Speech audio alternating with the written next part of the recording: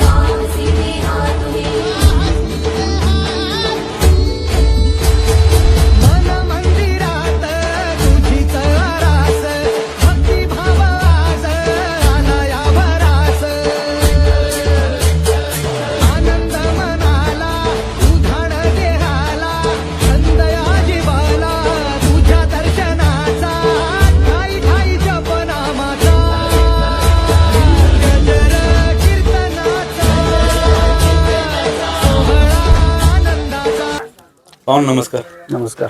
परिचय द्या पहिला तुमचा। मी संतोष अंकुश गावाने दावडी गाव बैलगाडा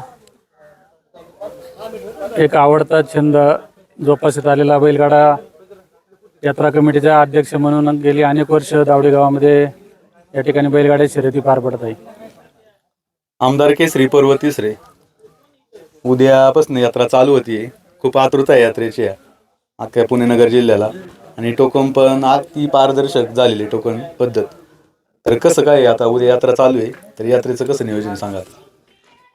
दावडी गावचं ग्रामदैवत आई महालक्ष्मी मातेच्या उत्सवाच्या निमित्तानं व भोसरी विधानसभेचे दमदार आमदार हॅट्रिक दमदार आमदार आदरणीय महेशदादा लांडे यांच्या वाढदिवसाचं औचित्य साधून गेली 3 वर्षापासून या ठिकाणी पर्व तिसरे म्हणून यावर्षी ही जसे गेले 2 वर्ष यात्रा पार पडली तशी ह्याही वर्षी अतिशय आनंदमय वातावरणामध्ये यात्रा पार पडणार आहे।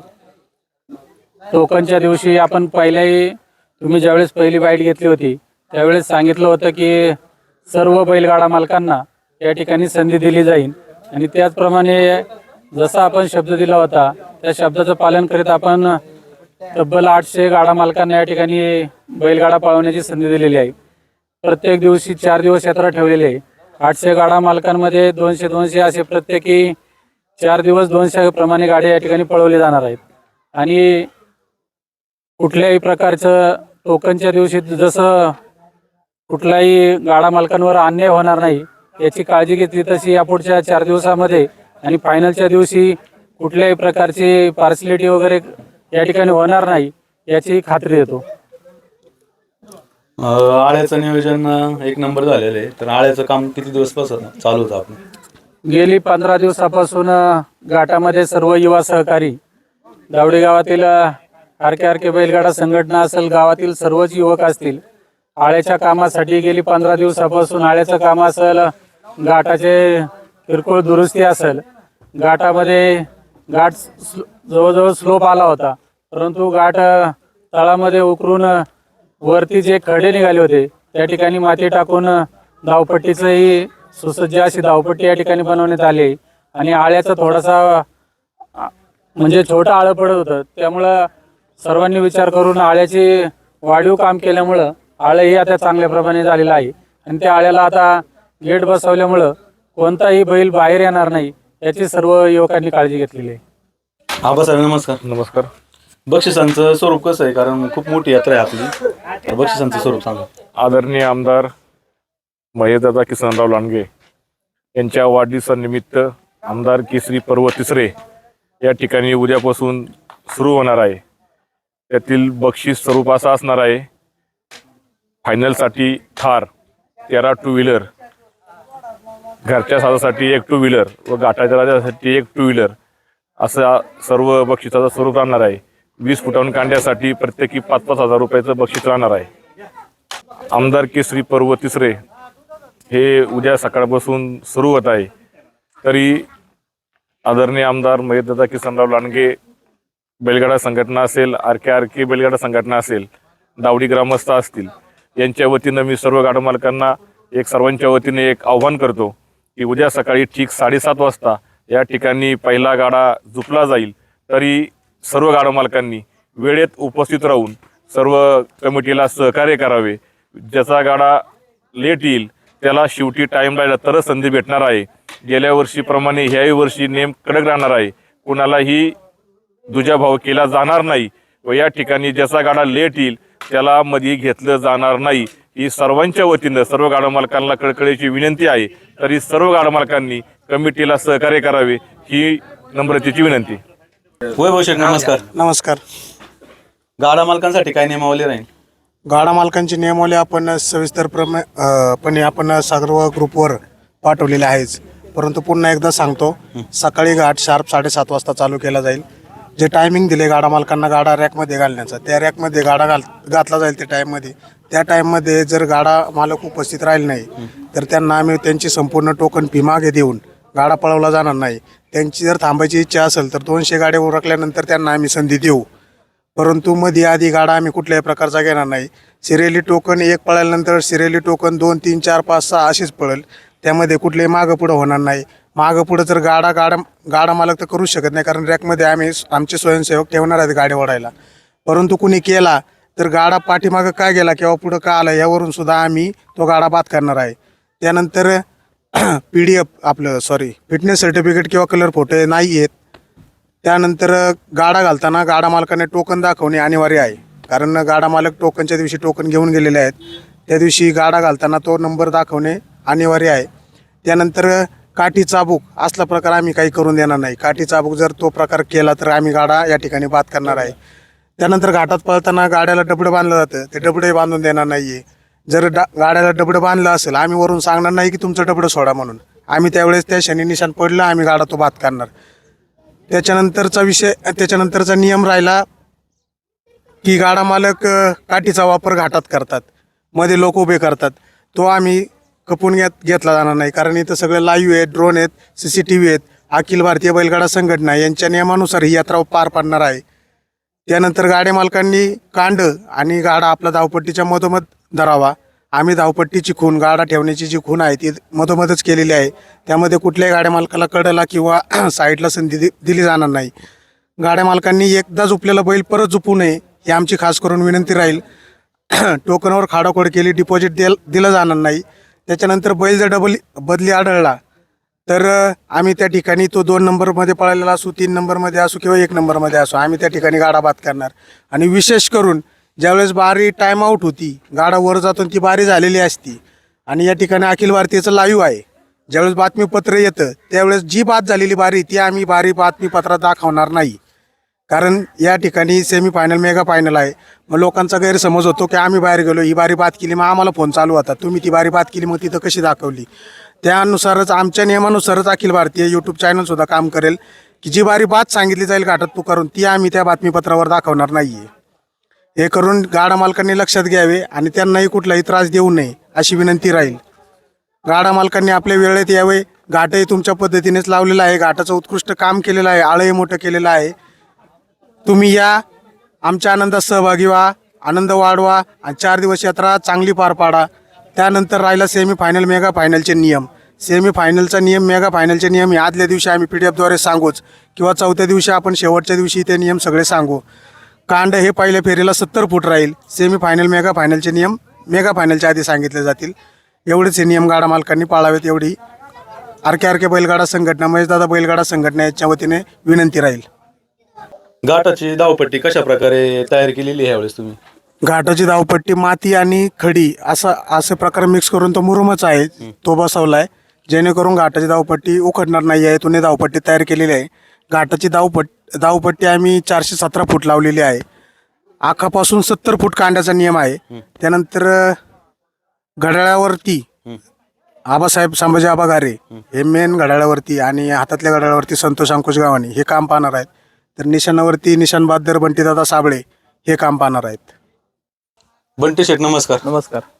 काय करसान गाडा मालकांसाठी आव्हान आपल्याकडून? गाडा मालकांसाठी असं आव्हान आहे की आता जरी थंडीचे दिवस चालू असले तरी गाडा मालकांना काय वाटतं की आपली बारी उशिरा पळाली पाहिजे. आपण तसं न करता या ठिकाणी घाट बरोबर 7:30 वाजता उद्घाटन होऊन निशाणवरती जाईल. ज्याचा पहिला एक टोकन असेल प्रत्येक दिवसाचा. एक टोकनच्या गाड्या मालकांनी 7:45 वाजता त्यांचा गाडा या ठिकाणी बरोबर ती खुन्नवरती घेतला जाईल. त्यानंतर गाडी मालकांसाठी हा टायमिंग 4 मिनिटाचा आहे. परंतु गाडी मालक जर सकाळी उपस्थित राहिले नाही आम्ही डायरेक्ट गाडा बाद करणार. जर गाडी मालकांनी आम्हाला प्रतिसाद किंवा साथ दिली नाही तर त्यानंतर 4 मिनिटाचा टायमिंग हा आम्ही 3 मिनिटावरती घेणार. गाडी मालक जर वेळेवर सगळे उपस्थित आले तर 4 मिनिटाचा होईल. त्यानंतर निशाण पडल्याच्या नंतर अलाउन सरांनी भीर केल्याच्या नंतर टायमिंग चालू होईल. तुम्ही आमचं कांड पुढं घ्या, मागे घ्या, नंतर घ्या, असं काही गाडी मालकांनी सांगायचंच नाही. तुमची बैल गाडा वेळ काय बैल त्रास देत असेल तर आपापली 2 माणसं जास्त लावा आणि बैल ते जेणेकरून काही त्रास देणार नाही या पद्धतीने सर्वांनी आपापली बैलगाडी घेऊन या. वेळेत या. गाडी मालकांना त्यानंतर उशीर झाल्याच्या नंतर सांगतात आमची गाडी पंक्चर झाली, टायर खराब झाला, ट्रॅफिक लागले, अशा पद्धतीने दावडीला येताना काही कुठून ट्रॅफिक वगैरे लागणार नाहीये. त्यामुळे गाडी मालकांनी वेळेत आपण दिलेल्या वेळेत जेणेकरून आपण या ठिकाणी 7:45 वाजता पहिला गाडा पळाल्याच्या नंतर आपला गाडा किती वाजता पळेल साधारणतः हे सर्वांना माहिती आहे. त्या वेळेत आपण सर्वांनी या ठिकाणी येऊन आमच्या कमिटीला सर्वांनी सहकार्य करायचे. जसं आपण सहकार्य कराल त्याप्रमाणे कमिटी आपल्याला सहकार्य करेल. आणि अजून दुसरं सांगायचं झालं गेलं तर आळं हे मोठं भव्यदिव्य आळं आहे. तरी पण आपले 2-4 माणसं प्रत्येकाने आळ्यात ठेवायची. कारण की आता बैलाच्या किमती खूप मोठ्या झालेल्या आहेत. सर्वांना विनंती आपापली 2-4 प्रतिनिधी वरती ठेवा. बैलाला कुठल्याही प्रकारे ये जा होणार नाही. एवढंच फक्त आपल्याला नंतर पहिल्याच बारी झाल्याच्या नंतर मेगा सेमी याच्यासाठी बैल झोपायचे असतात तरी सर्वांनी आपली 2-2, 4-4 प्रतिनिधी वर पाठवा. बैलाला जेणेकरून लागायला वगैरे काय होणार नाही. आणि गाडी मालकाने दिलेल्या वेळेतच या ठिकाणी उपस्थित राहायचे. परत कुठली सबब ऐकू घेतली जाणार नाही. धन्यवाद. सागर शेठ नमस्कार. नमस्कार. घड्याळाची कार्यपद्धती कशा प्रकारे राहील? कारण नवीन सिस्टीम राबवत आहे तुम्ही यावेळेस दावडी घाटामध्ये, कशा प्रकारे राहील ते सांगा. पहिली गोष्ट आता महेश लांडगे, आमदार महेशदादा किसनराव लांडगे यांचा वाढदिवस आणि महालक्ष्मी मातेचा उत्सव साजरा करत असताना आपण दरवेळेस नवीन नवीन गोष्टी करत असतो. गेल्या वर्षी आपण टायमर चालू केलं. परत चाकणला आपण त्या ठिकाणी सगळ्यात पहिलं टायमरचा वापर केला. इथं पण आपण यात्रेत सगळ्या स्टार्टला टायमर चालू केलं. आणि आता काय होतं सोशल मीडियावरती राजकीय ग्रुपवरती चर्चा चालायची की 1 मिलीनी पडली, 2 मिलीनी पडली. याच्यात रामकृष्ण टाकळकर असतील, जयसिंग एरंडे असतील, आपले सगळे जे मोठे जे गाडा मालक होते त्यांच्या आग्रहाखातर किंवा गाड्या मालकांच्या एक मनातलं की बाबा ही सिस्टीम अशी राबवायला पाहिजे. सोशल मीडियाचा अखिल भारतीय बैलगाडा संघटनेचा ग्रुप असेल आणि महाराष्ट्र केसरी ग्रुप असेल, अखिल भारतीय बैलगाडा संघटना असेल, यांच्या सर्वांच्या आग्रहाखातर आपण म्हणले ही सुरुवात कुठून करायची तर वैभव शेठ आणि बंटी आमचं सगळ्यांचं नियोजन ठरलं. आपल्या इथं नियोजन करताना आपल्याला म्हणजे गाड्याला आहेत भरपूर जणांक पण ते मिली पॉईंट झाकायचा. मग त्यावेळेस असं करण्यात आलं की म्हणलं मिली पॉईंट नाही झाकायचा, आपण ते सॉफ्टवेअर अपडेट करून घेऊ काय असेल त्या प्रकारे. म्हणजे 4 डिजिट दिसतील. आम्ही थापलिंगला त्या ठिकाणी गेलतो यात्रेला, त्यावेळेस ते पाहिलं पण ते 3 डिजिट पाहताना गाडा मालकांमध्ये संभ्रम व्हायचा. मग कळत नव्हतं नेमकं. आणि लोक काय करायचे किती झाली सारखं त्या गाड्याला कसं बघत राहायची नेमकी किती दिसते उन्हात, त्याच्या आतून काय दिसतंय का, एखादा मिली पॉईंट दिसतो का. मग गाड्या मालकांची तीच जरा पाहण्याचा थोडा कल होता म्हणजे एक ते झाकल्यामुळं. पण आपण त्या इथं करायचं ठरल्यावर वैभव शेठ बंटी शेठ आमची चर्चा झाली यात्रा आयोजन करताना. आम्ही म्हणलं आपण सॉफ्टवेअर मारू, 4 डिजिट दिसले पाहिजे, त्याशिवाय घाटाला माझ्या येणार नाही. आणि आम्हाला त्या ठिकाणी आम्ही कोलते साहेबांशी चर्चा केली. कोलते साहेबांनी चांगलं असं मार्गदर्शन केलं आम्हाला आणि ते आम्ही सॉफ्टवेअर अपडेट करू शकलो बैलगाडा घाटात. आता गाडा सुटताना तुम्हाला बैलगाड्याचं गाड्या हे कुठं 11, 12, 13, 14, 15, 16, 17, 18, 19, 20 या मिलीत न थांबता ते 10, 20, 30, 40, 50, 60, 70, 80, 90 आणि काटा 00 ह्या मिलीत तुम्हाला पळताना दिसणार आहे. हा पहिल्यांदा नवीन उपक्रम आपण त्या पद्धतीने करत आहोत. माझी एवढी इच्छा आहे की संपूर्ण गाडा मालक आता या गोष्टीचा आनंद घेतील आणि लय लुटतीन या घाटात. एक चांगल्या नवीन प्रकारची सिस्टीम आहे. काहीच अडचण नाही या गोष्टीला.